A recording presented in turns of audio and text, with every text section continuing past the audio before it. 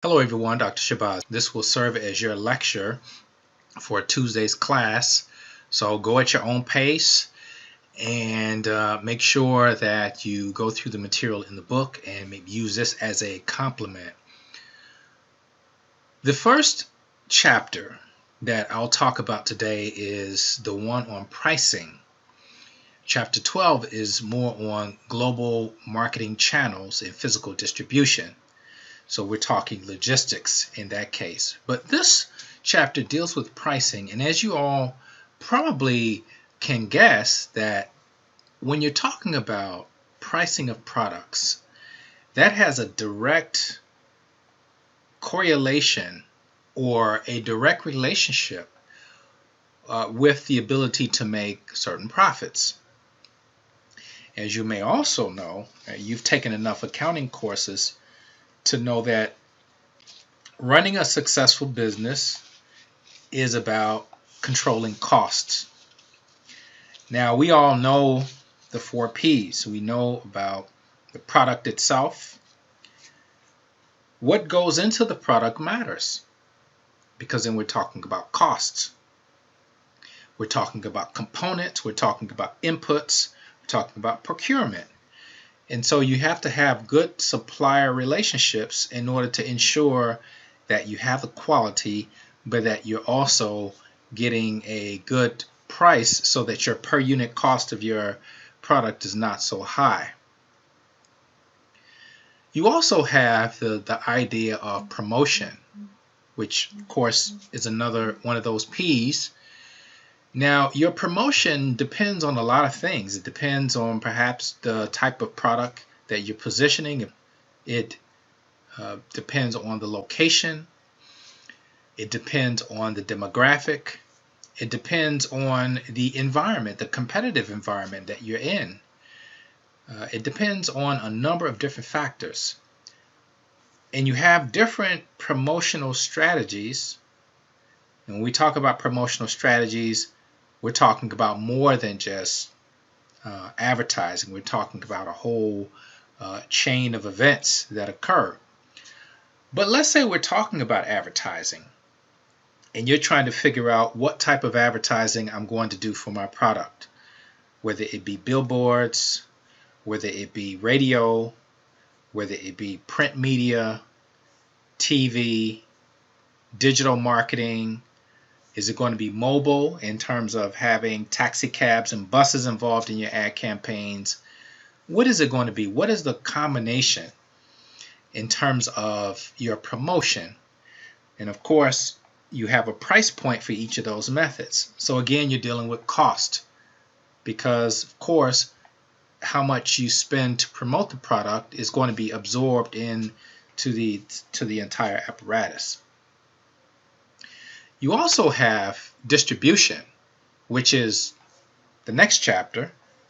But I will say about distribution that, of course, you can see where the cost would make a big difference. Also depending on where this target location is, because it will depend on or it will determine which factor is most important. Is it time? Of course, time is of essence when you have perishable items. Things that have to get the market immediately probably would take air freight in order to get them there in a timely fashion.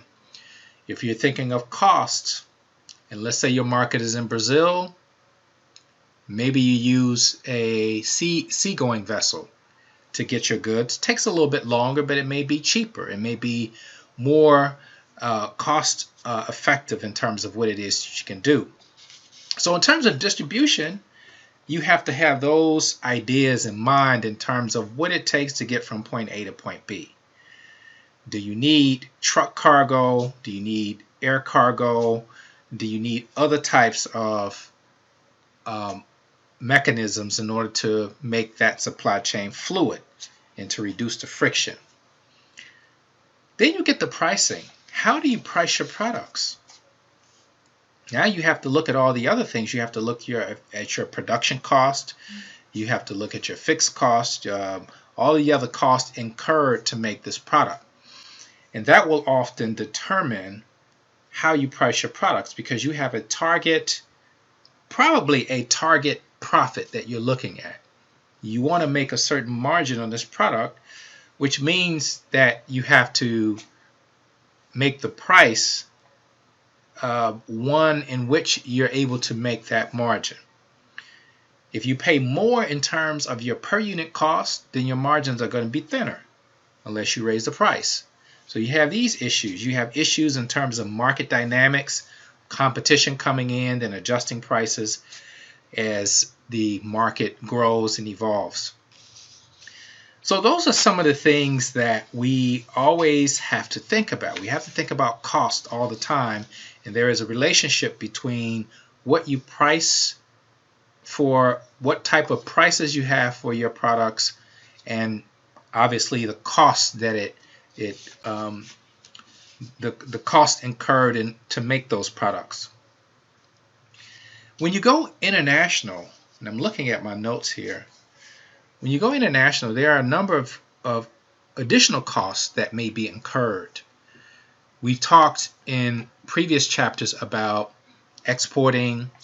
We've talked about licensing. We've talked about investing in foreign markets in terms of if you want to buy a plant, or if you want to, let's say, buy a company or buy a share in a company so that you can get your products through that supply chain.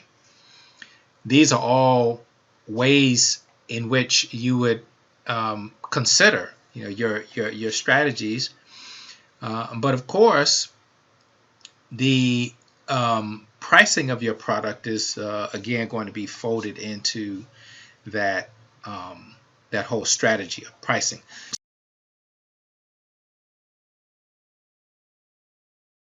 So I want to share with the class this article that I found, and I also shared it with my global business class. This deals with pricing, or has some pricing tips. 11 biggest challenges of international business in 2017.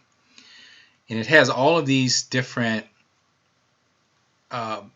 points, including company structure and laws and regulations and accounting. But I want to take you down to where it talks about pricing. Use predictive pricing. Anything your company owns that has monetary value in order of liquidity. It's telling you to look ahead, use customer segmentation, monitor other businesses, which is called corporate espionage. And it says avoid discounting your prices, especially for services, unless it is an industry standard based on volume. Once you offer a discount, it is nearly impossible to later change your regular price and still keep your customer. There are a lot of exceptions on that. Find the right price. These are some tactics. Some of them you may have remembered from Principles of Marketing. Keep it simple. This is a very interesting point here. And you look at the pricing of this product, which is $15.99. You have some with the symbols, the dollar signs, the commas, the decimal places, and the zeros added. And it is basically saying the more symbols you have, the more expensive the product seems. So it goes from this price tag here to this one that's just $15.99. Looks less daunting. End with a 9. You may know about odd even pricing from Principles of Marketing. That's called psychological. That's psychological pricing. That is the odd even price, where you may end with a 9 or a 99 or 95, because as we all know, $49.99 is the same as $50. But we tend to look at the first digit as opposed to the other digits. We look more 40 than we do 50. And then it talks about using price anchoring to place expensive products around less expensive products, so the less expensive product can get more attention, which is a very interesting tactic to use. And then offer tiered pricing, offer 3 options, offering a bargain price, a price you actually want people to pay, and also a luxury price. So I thought these were very interesting points when you talk about pricing. So let's look at some ideas that they have for us in Chapter 11. We start off by talking about law of one price. To be honest, I don't like the way they explain it here, but the way they explain it is that all customers in the market get the best product for the best price. When I was in graduate school taking marketing management, there was a definition of marketing that really stuck with me. And I'm paraphrasing, but the definition of marketing was getting the right things to the right place, at the right price, at the right time, with the right amount of promotion. So it was all these things that you had to do right in order to be a successful marketer. So when you talk about law of one price, you're talking essentially a strategy in which you'll have one price for all of your markets. So you're talking about $1 for a widget that you have produced. You position that into another market. That product is the equivalent of $1 in that market. So with the exchange rate, then you, of course, make it in denominations of that currency. So that whole idea of law of one price is a very easy way to go about your pricing strategy. So they also talk about these markets. And here they have diamonds, crude oil, both of which are commodities.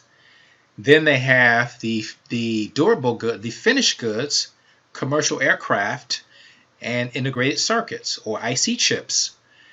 And of course, the latter two require a lot of intense capital in terms of components and parts and standards and all type of regulations. The first two, diamonds and oil, those are mined. So you actually have to dig in for the diamonds, you dig in the tunnels, and for oil, you dig in rock. And basically, you find deposits of petroleum that you suck out. And you apply steam to it, you liquefy it, and you turn it into a lot of different derivatives from petroleum. And so all of these are very highly capitalized and also highly regulated. So even the pricing is going to be highly regulated for these four markets. You look at diamonds. Diamonds are a scarce commodity, and they are scarce so that the price remains stable. You don't want somebody dumping, say, counterfeit or illegal diamonds into the market, because then that will create a glut and the price will, there will be pressure to lower the prices. Crude oil is also the same way, highly regulated by a lot of the oil producing nations, including OPEC, which is the Organization of Petroleum Exporting Countries, which primarily, it consists of a lot of Middle Eastern countries, but also includes countries like Venezuela, Nigeria. They're all part of this oil cartel, which keeps the price of oil stable to avoid price shocks. And of course, we have other countries that produce a lot of oil, such as Russia is a major oil producing nation, which is not part of OPEC. The United States is also an oil producing nation, but they are not part of the grouping.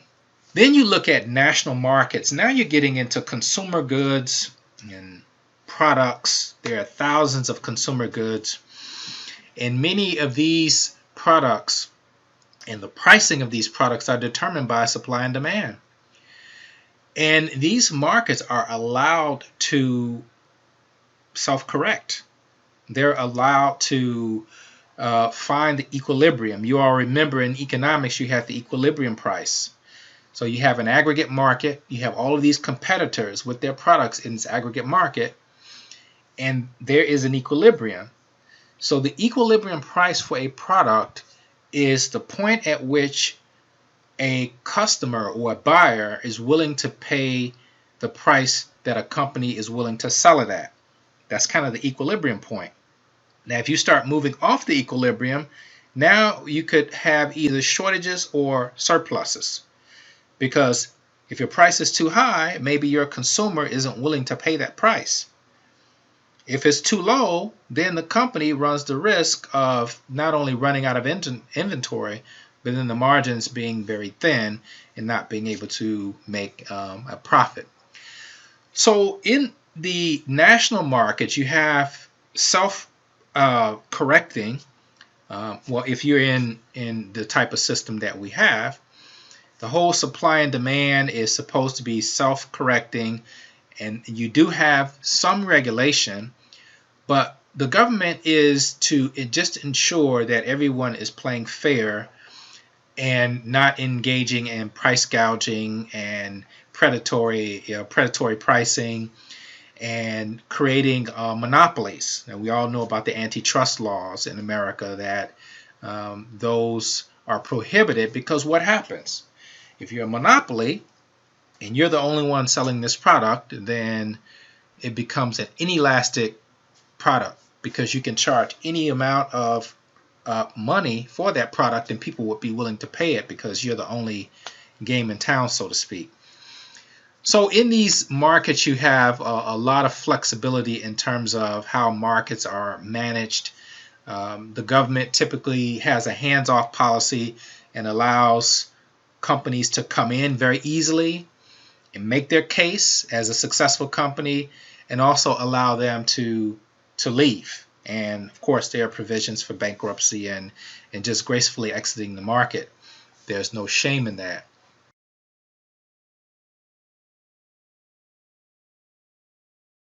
In terms of global pricing concepts, now you have some different factors.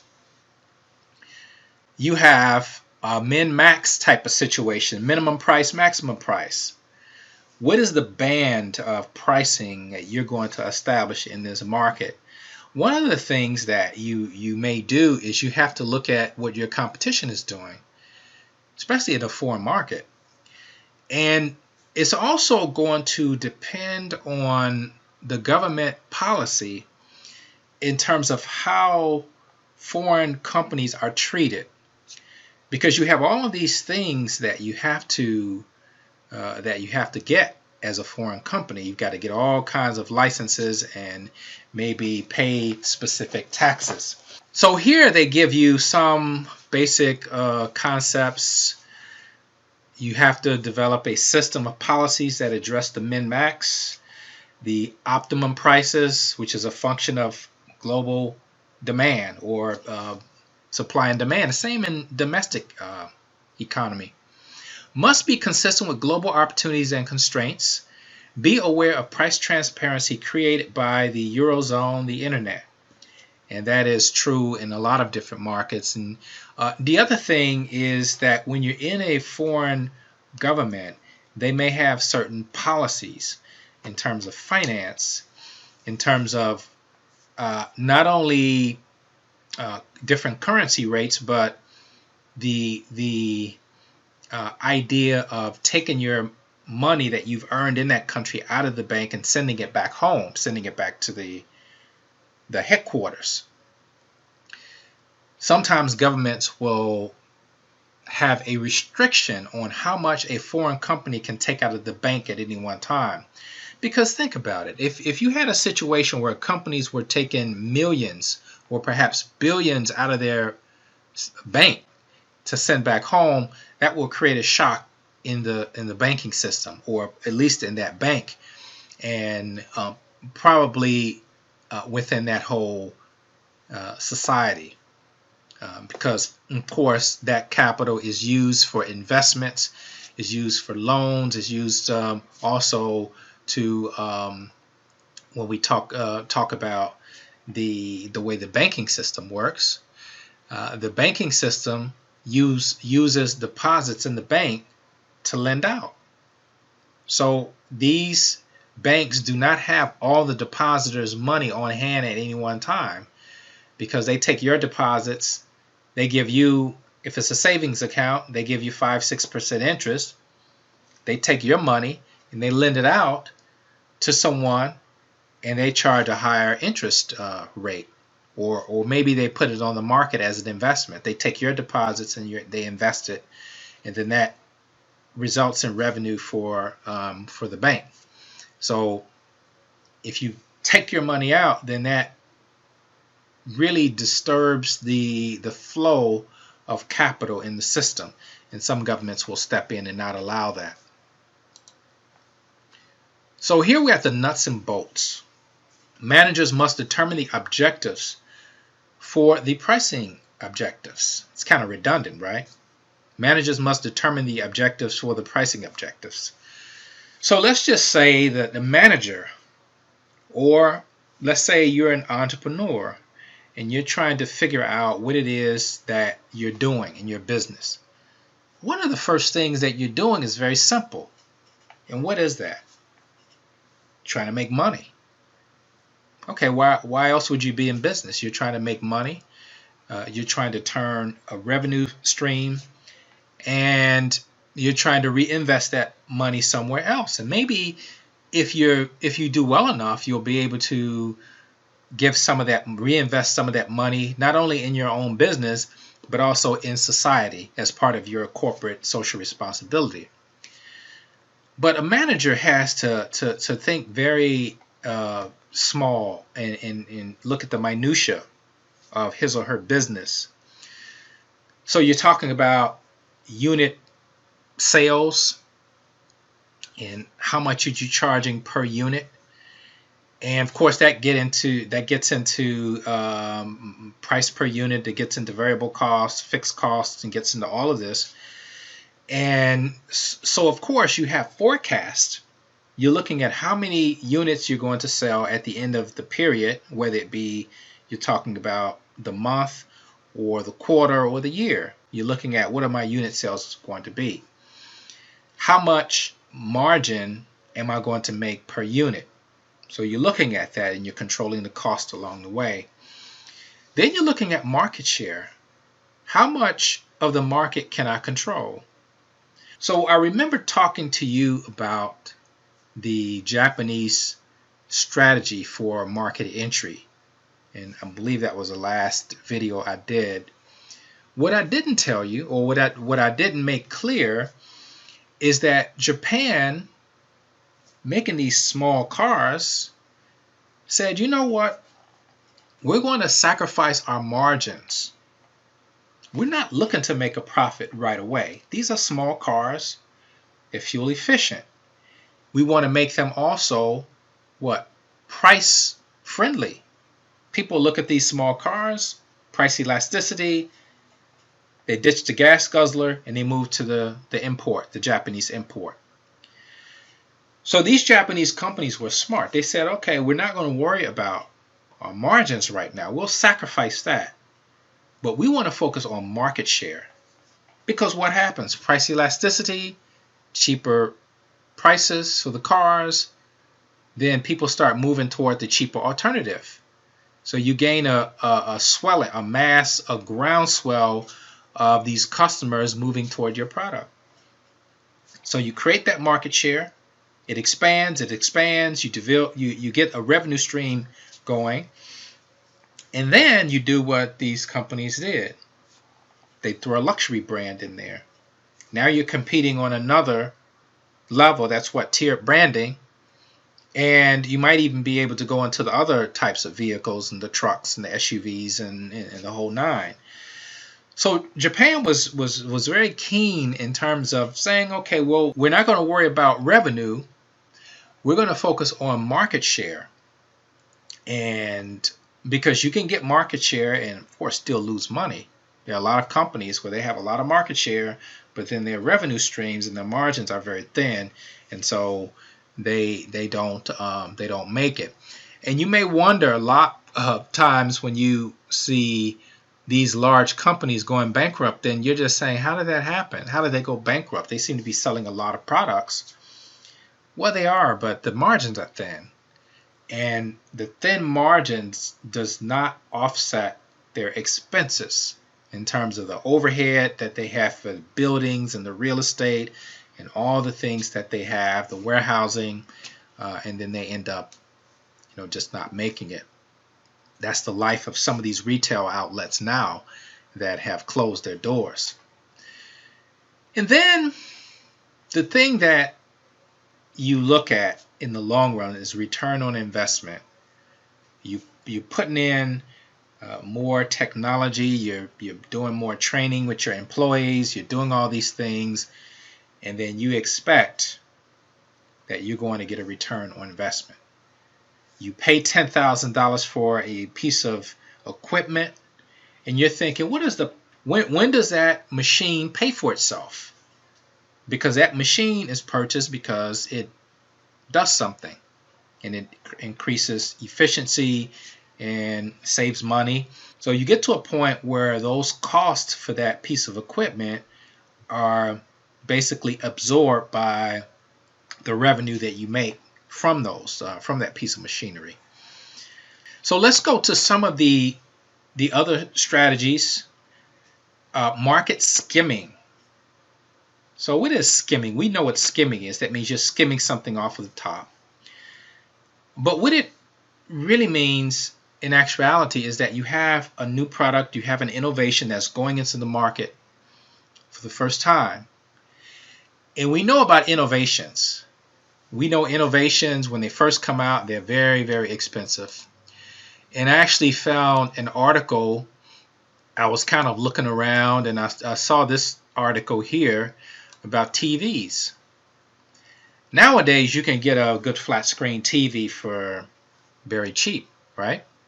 Some people have 2, 3, 4 TVs in their house, and it's it's really affordable. And they have 90-inch flat screens. So you go to Best Buy and you go to some of these places and you see these TVs, very sleek looking, and it's so crystal clear that it appears that you can even put your hand through and touch one of the figures on the program, on the TV program. They're so real. But this was an article that I found that it was very interesting to me, and it is titled, "Are TVs Really Cheaper Than Ever? We go back a few decades to see." And so they have the old school. That one was one of the first ones that came out, black and white. And so then you go back a few years and you see they break it down to price per square inch of the screen. And so here you have a TV which was 55-inch, manufactured retail price $3,000, which is $2.32 per square inch. Now this LG they have in the heading here was $1.78 per square inch. And so it says in terms of screen area, they have the current TVs, well this was 2017, which are as low as $1,500, are $1.24 per square inch. So you're going for a 55-inch screen is now $1.24 per square inch. Let's see what they were like before, 5 years ago. So now you have $2.08 5 years ago for a 55-inch. In 2007, it was $6.60 for an equivalent 50-inch screen. 20 years ago, what was it? It doesn't say the screen size, but I'm assuming they're scaling it to the 50-inch. So here they're saying that in 1997, the equivalent of a 55-inch screen would be $30.45 per square inch. So that is for the Philips model. They actually have an ad for the Philips flat screen in '98, which is very interesting. If you see the ad, it looks hideous. It looks like you probably need four or five people to carry that thing in a huge box. It takes up a whole wall. And here in 1954, This is when these TVs first came out, $110.20 per square inch. And that was all for of course, the people who had money back in those days could afford that TV. And it says here this one was color. This was a color TV. Some of the earlier models were what was the price? $11,000 for this TV. Can you imagine that, paying $11,000 for the earliest model? But again, it was an innovation, so that is what you have when you have a premium product, and you can skim the price looking for that market. So if skimming is coming in high because it's a new product, then coming in low is penetration pricing, because you want to get into the market and you want to attract attention. Like I was talking about the case of Japan and the cars, they used the penetration pricing method because they wanted to get in, but they were also opportunistic because they knew that because of the oil embargo, that gas prices would be higher. So they took advantage of that, and they had a lower price point, and they were able to attract a critical mass and find their way into the U.S. market. So it says here, charging a low price in order to penetrate market quickly, appropriate to saturate market prior to imitation by competitors. That is actually what happened. If you remember the video that I did before, the Japanese came in with these small cars, and then the American car companies responded with similar cars to fight off the competition. So it says appropriate to saturate market prior to imitation by competitors. And again, that's exactly what happened. But it says here, packaged food product makers with products that do not merit patents may use this strategy to get market saturation before competitors copy the product. So when you talk about food, okay, that's a low entry barrier. You just have to go to the regulations and the certifications, and then you're in. But if you're one of those, say, private store brands like a Publix or a Kroger or a Jewel, and you make your own store brand, and it is essentially a knockoff of, say, a quality brand from Kellogg's or General Mills or Procter & Gamble product, you're just making a knockoff. And obviously you have some pricing mechanisms there where these knockoff brands are a little bit cheaper. But if you already have a market presence and strong branding, then you might be able to prove why it is acceptable to pay a little bit more for brand names as opposed to a store brand or a generic brand. Companion products. You all know about companion products. They like to use this product of the razor and the blade. And for men, now women have their own razors and blade sets as well. But you now have you have all kinds of different combinations of razors.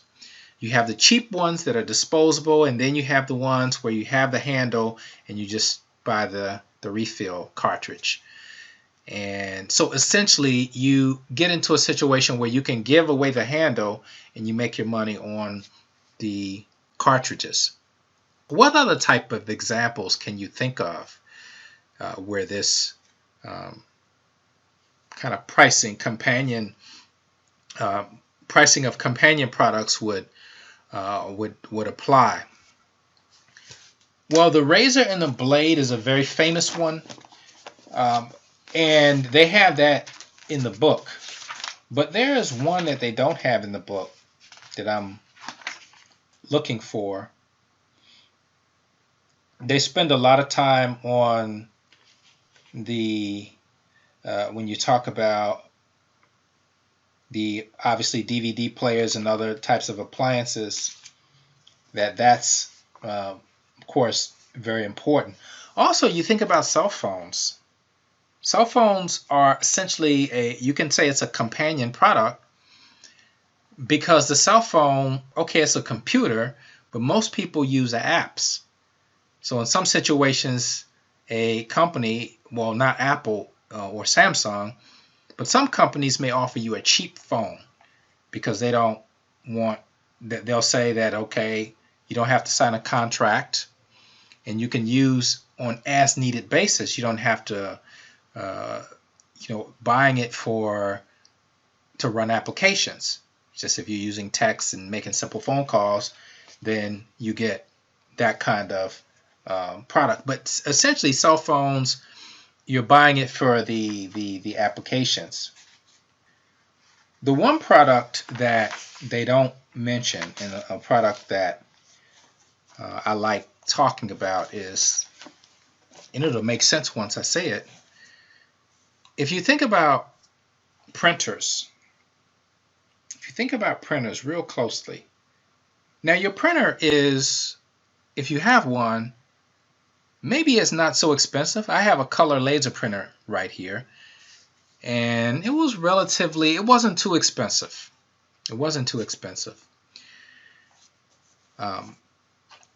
As printers go.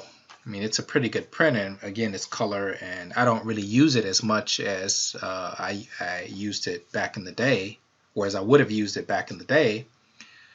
But what do you notice about printers? And you all know where I'm going with this. The toner cartridge. Those things are crazy expensive. So you have I have a LaserJet. This is a Color LaserJet Pro M477. So this is an office printer. HP is a good quality printer. And this particular printer has 4 cartridges that you have to buy. And all these 4 colors. I can't remember the official names, but yeah, it's green, pink, yellow, and black. So that makes all the colors. But each of those cartridges are over $100. And then about this long, and they can slide in their slots, and they last a certain number of copies. And then when the ink runs out, it gives you an indicator. You're running low on this. You got to buy another one. It's another $100. And so, depending on how much you print, you can continue to pay this $100 expense. And of course, and you go to return, you get to recycle.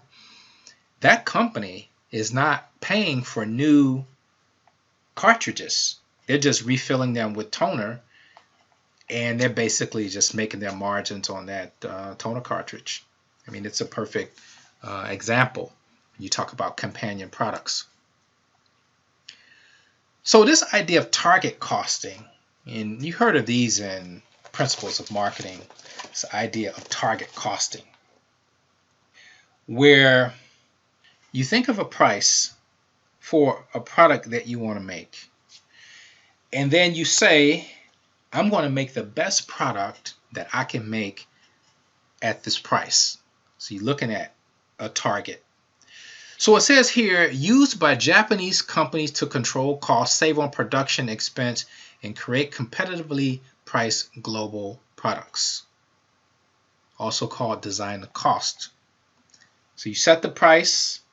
This is how much it makes. This is how much it costs to make this product.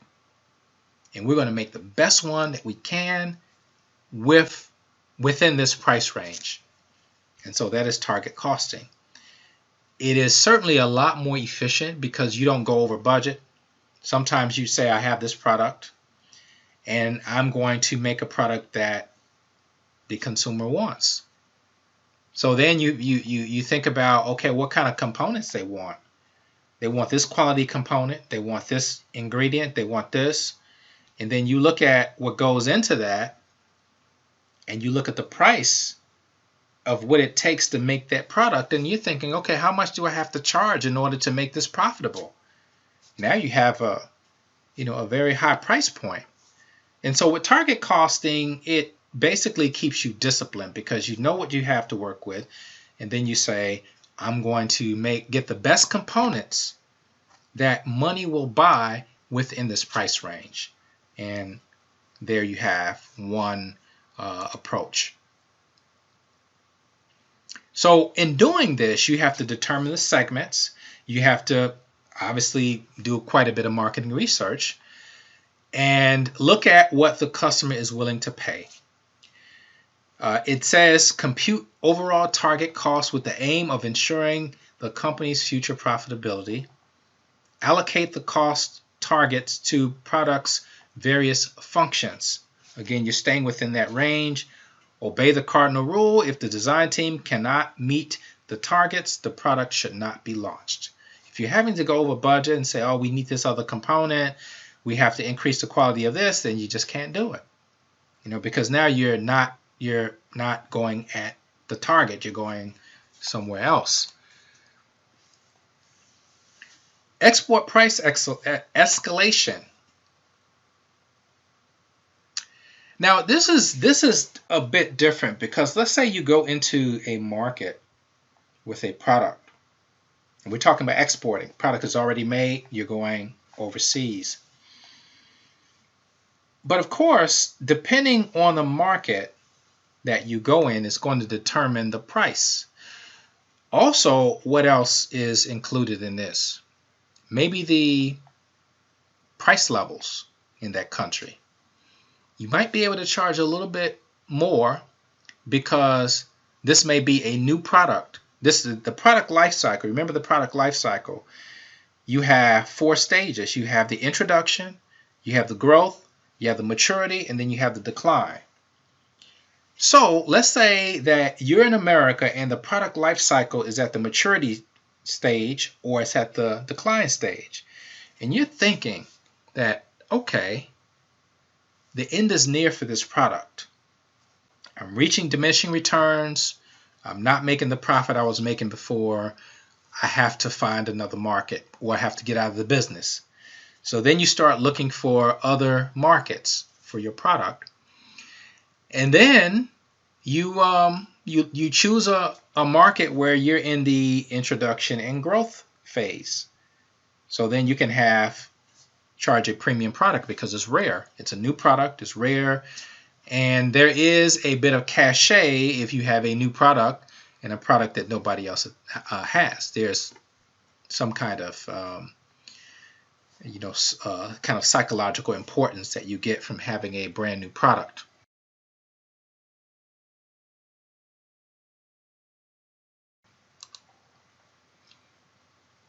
So here you have some other factors when you talk about price escalation. What are some of the other factors? Well, you have a lot of fees attached when you go over and you have to adjust the prices. Not to mention all the freight charges that you see here, shipping charges, insurance, and the VAT tax. So you have all of these various costs that are part of your price escalation. And you see the CIF, the cost, insurance, and freight. And so you have that added in. Then you have the VAT tax, value added tax, which is assessed. You have the distributor markup. You have the dealer markup. You have all of these different prices associated. And of course, at the end, this is going to result in price escalation. You have all of these questions pertaining to pricing factors. Does the price reflect the product's quality? It should. If you're going into another market, it should reflect the price's quality. Now, that is not always the case. That is not always the case. You have some situations where the products are overpriced. You have other situations where you have the price skimming, where someone comes in with a product that's scarce, there's a big demand, and then people will pay that price for it. Many years ago, when I was doing my MBA, I ran across an article in the Wall Street Journal, and I still have the article filed away somewhere. But it was about this woman who took old shoes, and we're talking about athletic shoes, that people had tossed away, that had thrown away. They had tossed them. They were run down, and she gathered all these shoes up, And I guess she found some intelligence over in Japan that there was a market. She went over to Japan and she sold used athletic shoes, Nikes, and people were paying a fortune. They were paying a couple $100 for a pair of used shoes, for a pair of used Nikes. Why? Because they were new.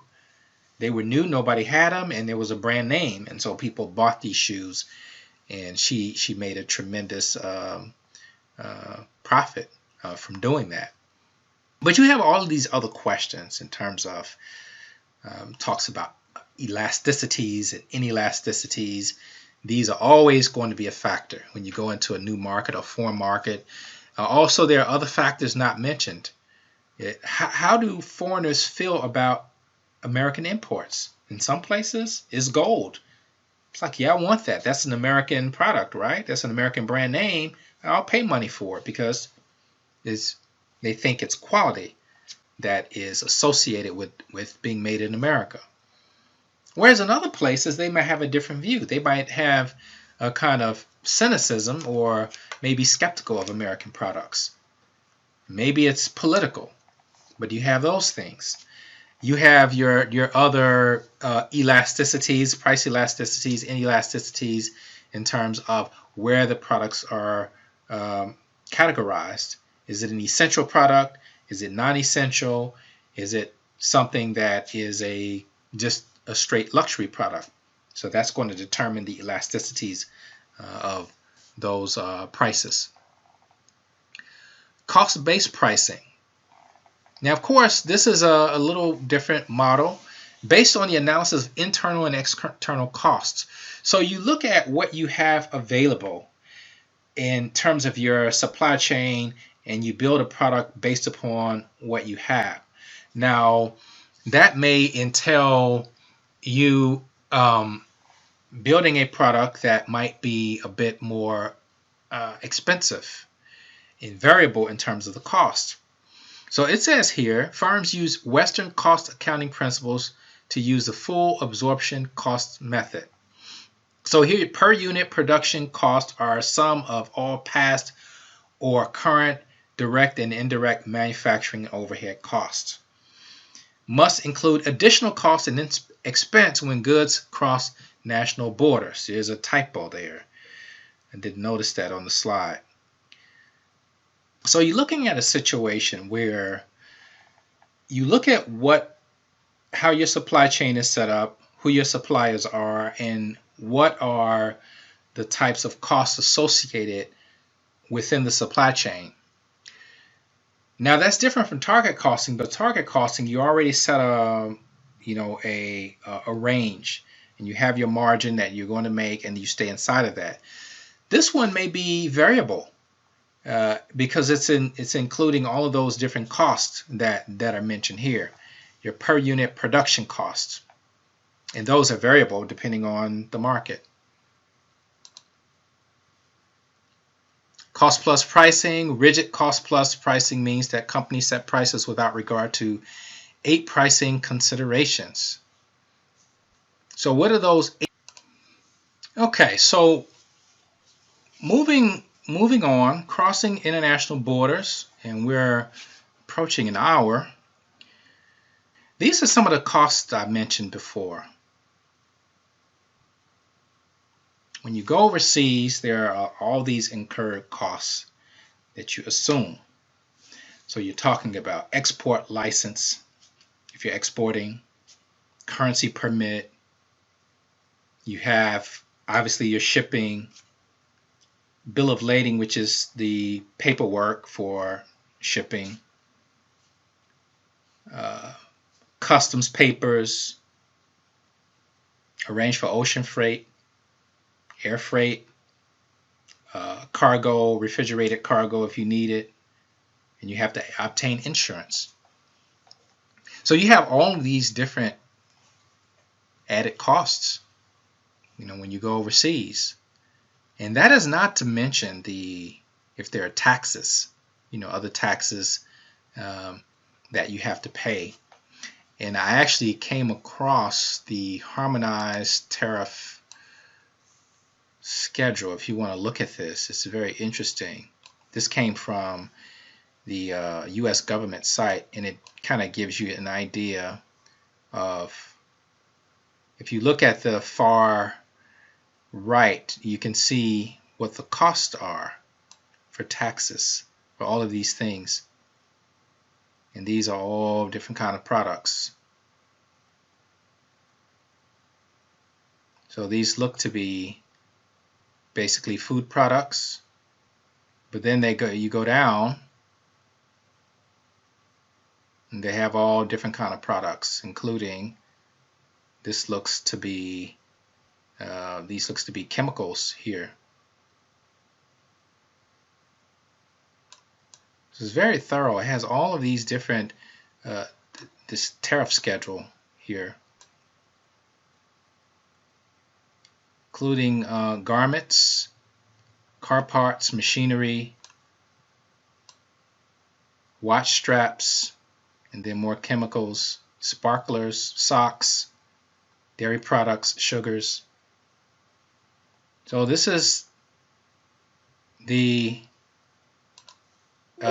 this is from the tariff database. So if you want to go to usitc.gov, then they have the tariff schedule. And if you're interested in exporting, then you can check and make sure that. So that this schedule that I just showed you is interesting, because I would think that these would be for tariffs of goods coming in, this tariff schedule.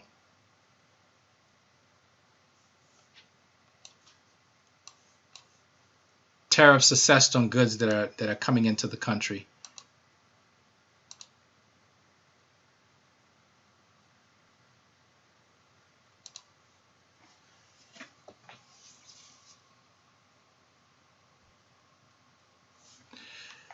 So that spreadsheet that you saw was from the U.S.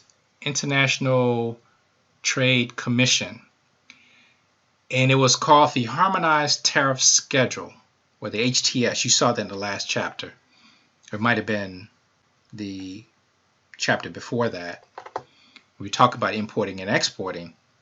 So it says here the HTS comprised of hierarchical structure for describing all goods in trade for duty, quota, and statistical purposes. This structure is based upon the International Harmonized Commodity Description and Coding System administered by the World Customs Organization in Brussels. The 4- and 6-digit HS categories are subdivided into 8-digit unique U.S. rate lines and 10-digit non-legal statistical reporting categories. So these are all for tariffs assessed on goods coming into the United States. So they have these international commercial terms. And I won't go through all these because it's quite a bit. You'll find those on page 347. And I'll just show you what they have here in terms of the Incoterms, the international commercial terms. These are the range. You've heard of some of these probably in your accounting classes. And it basically talks about who is responsible for the shipment of goods from point A to point B. And so you have all these range of obligations by the buyer or the seller depending on the contract. And so these are certainly important to note. Okay, again, inflationary environment. You got a situation where inflation is obviously something to be noted. Looking at, when you talk about the environmental influence, of course, we can't forget about inflation. We can't forget about interest rates. We can't forget about money supply. All of these are very important factors in terms of the price levels. And of course, when you have government controls providing subsidies to local companies, it may put you at a bit of a disadvantage unless you get subsidies from your own government. So you're going in, your competitors are getting subsidies from the government. Subsidies can be a low interest rate, it can be a loan, it can be all kinds of of assistance, technical assistance that they're providing you, so that that foreign company can be in a better position to compete against you, and you're the foreigner coming in. And then there are also dumping legislation, so you can't come in and just undercut the market. Price ceilings and all of these other factors that are extremely important. Foreign governments may require funds to be non-interest bearing accounts for a long time, restricts profits taken out of the country, and limit funds paid for imported material. So I mentioned that before. That's called repatriation of capital. It kind of prohibits you from taking money out of your bank account and sending it back overseas. Again, it creates price shocks. Competitive behavior. Do you have a fair competitive environment? If competitors do not adjust their prices in response to rising costs, it is difficult to adjust your pricing to maintain operating margins. So you have a situation, inflation is raising prices because you have to continue to pay more to amp up your production, but let's say your competition doesn't raise their prices to offset the increase in capacity, then you can't do it because the market equilibrium. And so then you have to eat the cost of the extra output that you're engaged in. So those are tricky situations. If competitors are manufacturing or sourcing in a lower cost country, it may be necessary to cut prices to stay competitive. So if you have a higher cost of production and the market is low, then you may have to find another way to make your product or source your materials differently or cut something so that you can go down on your price and not suffer too many losses as a result of the difference between your price, the market price, and the price that you paid to make the product.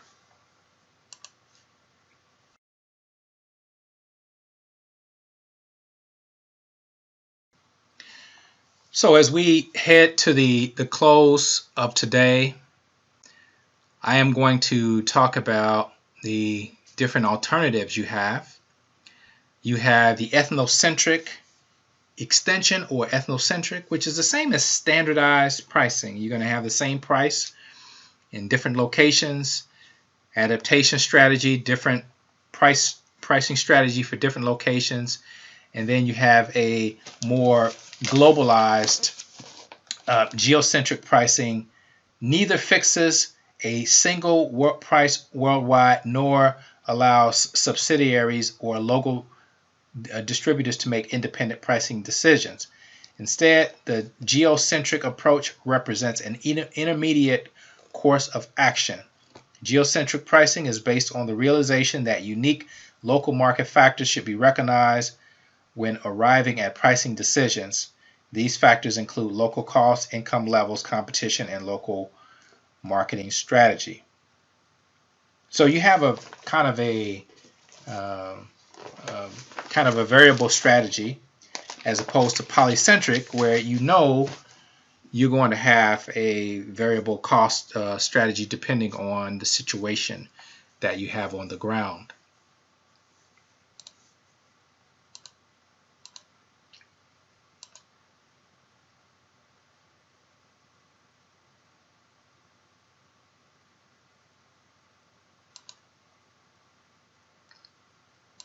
Gray market goods. This is interesting. I heard a joke once. I was working for the Canadian consulate as a graduate student, and I was at a trade show in Atlanta.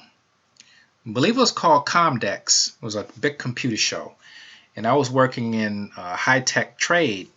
And so we were trying to get people in the U.S., business people and companies, to do business in Canada and have technology partnerships. And so one of the guys came up to the booth and he says, yeah, we're trying to get some, I'm looking to get some gray market goods. And he was kind of nudging us, I want to get some gray market goods.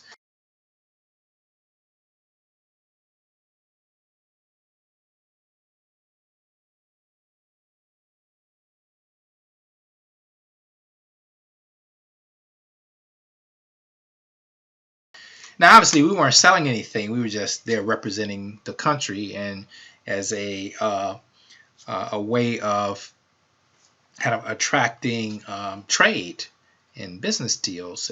But it was just interesting that he kind of nudged us. And it's like, hey, I'm trying to get some gray market goods. I mean, it was a joke, but gray market goods are interesting because one of the things that we found out before in one of the cases, the Walmart case where they had the Cuban-made products, well, there is a way to get gray market goods.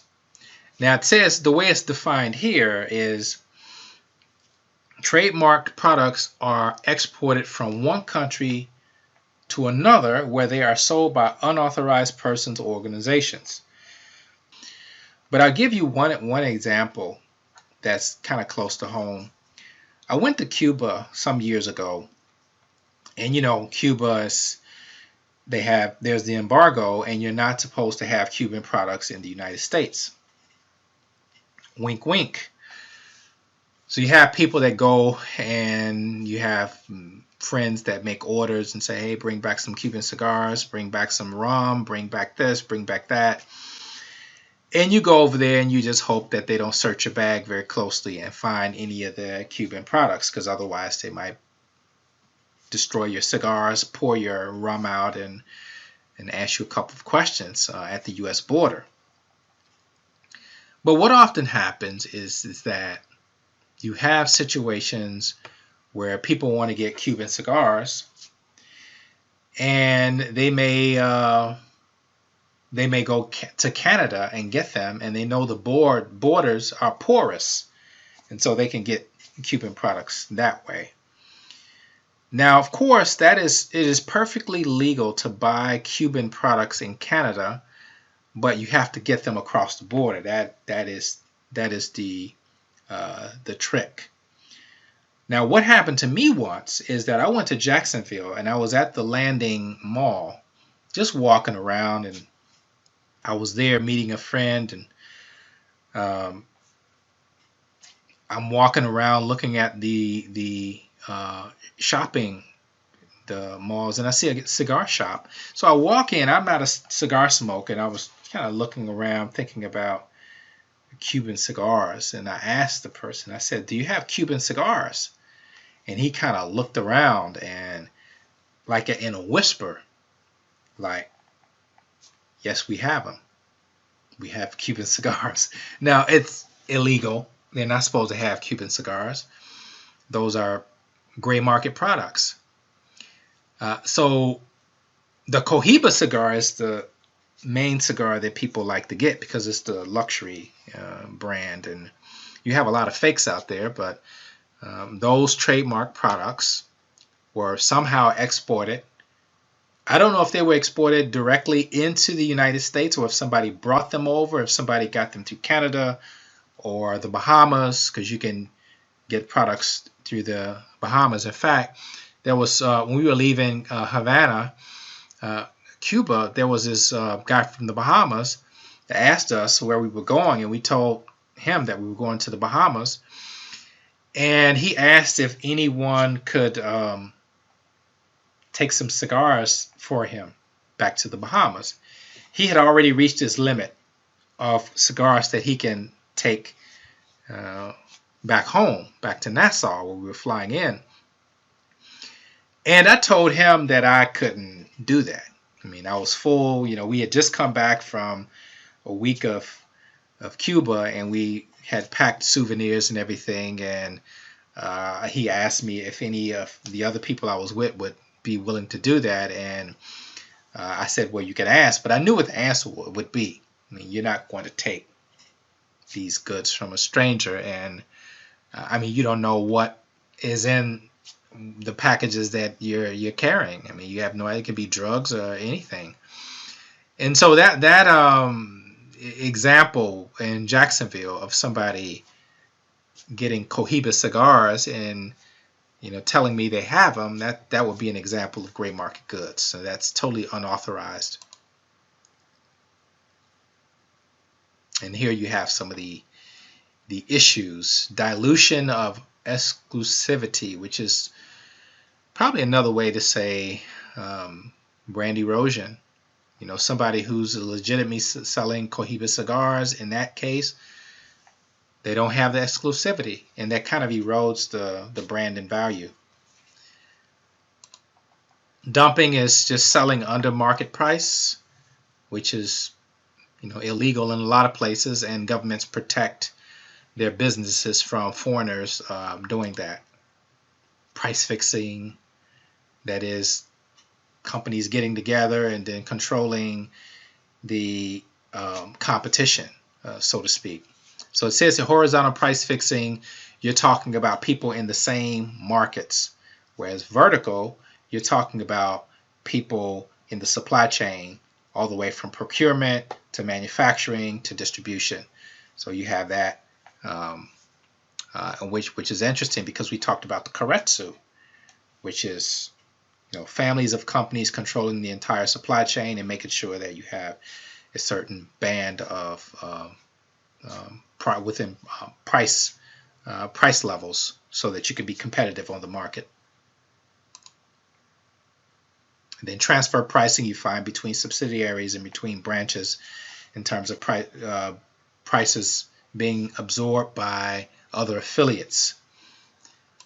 So finally, you have counter trade. You have a variety of ways of counter trading, which essentially deals with exchanges, barter arrangements, promises to fulfill an equal amount of trade in the future, offset trading, which is a promise for a future transaction, buyback, which is a bit different because you're supplying a country with equipment, and then you will, for the exchange would be to import those products that are made by the equipment that you have supplied them.